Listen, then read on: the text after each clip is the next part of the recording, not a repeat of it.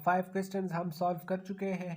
आज question number 6 में हम देखेंगे तो हमें ये क्वेश्चन दिया गया है कि 2a + 3x = 5b, यानी ये एडिशन और सब्ट्रैक्शन वाला सारा काम है इस एक्सरसाइज में 1.3 एक्सरसाइज में। तो इसको हम इसी तरह सॉल्व कर सकते हैं कि इसमें हमसे पूछा गया है कि आप x की वैल्यू मालूम करें, यानी 2a + 3x = 5b में x की वैल्यू को हम कैसे मालूम करेंगे। तो इसके लिए सबसे पहले तो हमें 5b - 2a को सॉल्व करना होगा। तो 5b - 2a इसको हमने यहाँ पर लिखा है, तो 3x को हमने अलग लिखा है और 5b - 2a, तो 5 को हमने इस मैट्रिक्स से बाहर लिखा है, ये एक स्केलर नंबर है। और यहाँ पर हमने बी मैट्रिक्स लिखा है और यहाँ पर हमने ए मैट्रिक्स लिखा है। तो जब हम 5 को इस मैट्रिक्स के साथ मल्टीप्लाई करेंगे तो ये रिजल्ट आएगा, और -2 को जब इसके साथ मल्टीप्लाई करेंगे तो ये रिजल्ट आएगा। यानी 5 8 * 40, इस तरह 5 4 * 20, 5 3 * 15, इस तरह 5 0 * 0, 5 - 2 * -10 और 5 6 * 30। इसी तरह हमने इसको इसके साथ ये सारा मल्टीप्लाई किया है। तो जब ये मल्टीप्लाई हुआ है, अब हम इसको इससे माइनस करेंगे। इसको इससे क्यों माइनस करेंगे? इसीलिए क्योंकि यहाँ पर माइनस का साइन है। तो जब हम इसको इससे सब्ट्रैक्ट करेंगे तो 40 - 4, यानी यहाँ पर फर्स्ट रो और फर्स्ट कॉलम में 40 है, यहाँ पर फर्स्ट रो और फर्स्ट कॉलम में 4 है। तो जिसकी जो पोजीशन हो हम उससे उसको माइनस करेंगे, यानी 40 को 40 से माइनस करेंगे।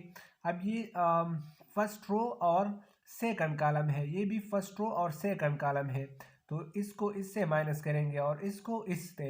इसी तरह इसकी पोजीशन इससे और इस -10 को 4 से, 15 को -10 से और 30 को 2 से माइनस करेंगे।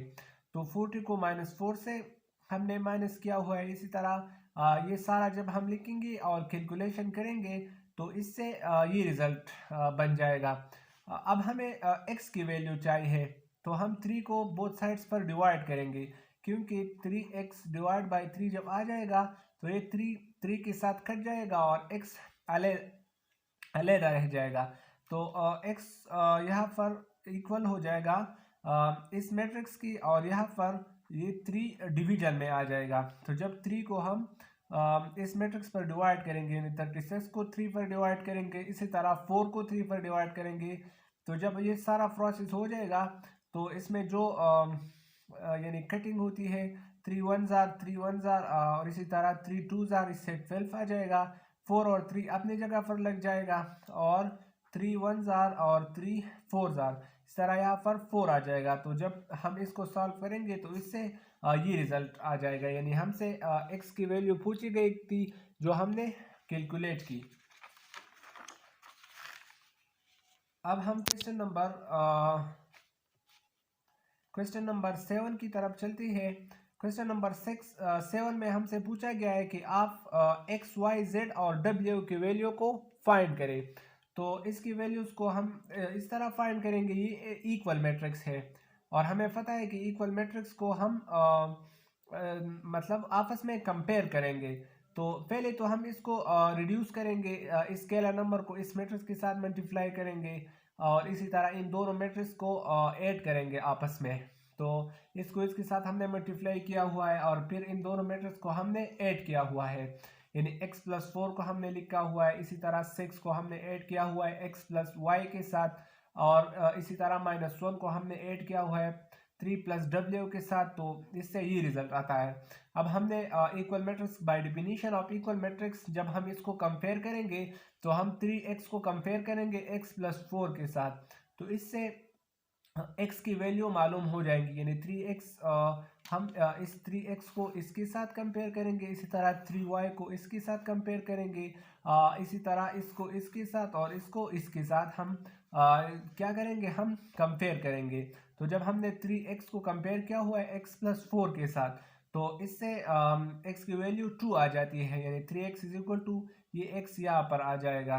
तो जब ये यहाँ पर आ जाएगा तो ये साइन प्लस से माइनस हो जाएगा, 3x माइनस एक्स से 2x आ जाएगा और इस तरह 4।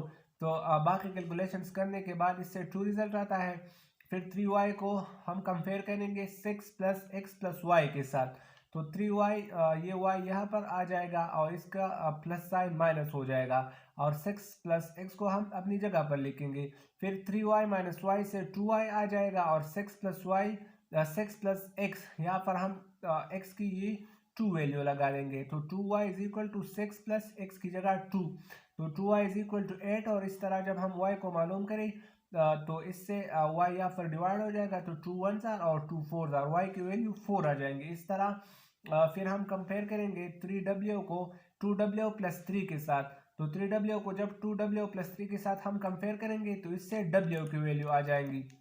और इसी तरह 3z को 2w के साथ जब हम कंपेयर करेंगे तो इससे z की वैल्यू आ जाएंगे। यहाँ पर हम w की 3 वाली वैल्यू फुट करेंगे तो 3z is equal to 2 plus w। इस तरह 3z is equal to 2 plus, तो w की जगह यहाँ पर 3 हमने 3 लगाया है, तो 3z इज इक्वल टू 5 और इससे z की वैल्यू जो है वो कैलकुलेट हो जाएंगी। अब चलते हैं क्वेश्चन नंबर 8 की तरफ। तो क्वेश्चन नंबर 8 में हमसे अब पूछा गया है कि x और y की वैल्यू मालूम करें। अगर x प्लस वाई इसकी बराबर हो और x माइनस वाई इस मैट्रिक्स की बराबर हो। तो 5 पहले तो हम x प्लस वाई को हमने लिखा हुआ है, इसको इक्वेशन 1 का नाम दिया है। फिर हमने ये मैट्रिक्स लिखा है x माइनस वाई और इसको इक्वेशन 2 का नाम दिया है। अब हमने यहाँ पर लिखा है कि हम इन दोनों मैट्रिक्स को ऐड करेंगे, यानी एडिंग इक्वेशन 1 एंड इक्वेशन 2। जब हम इन दोनों मैट्रिक्स को ऐड करेंगे तो यहाँ पर x प्लस वाई ऐड हो जाएगा x माइनस वाई के साथ। तो 5 ये मैट्रिक्स भी इस मैट्रिक्स के साथ ऐड हो जाएगा।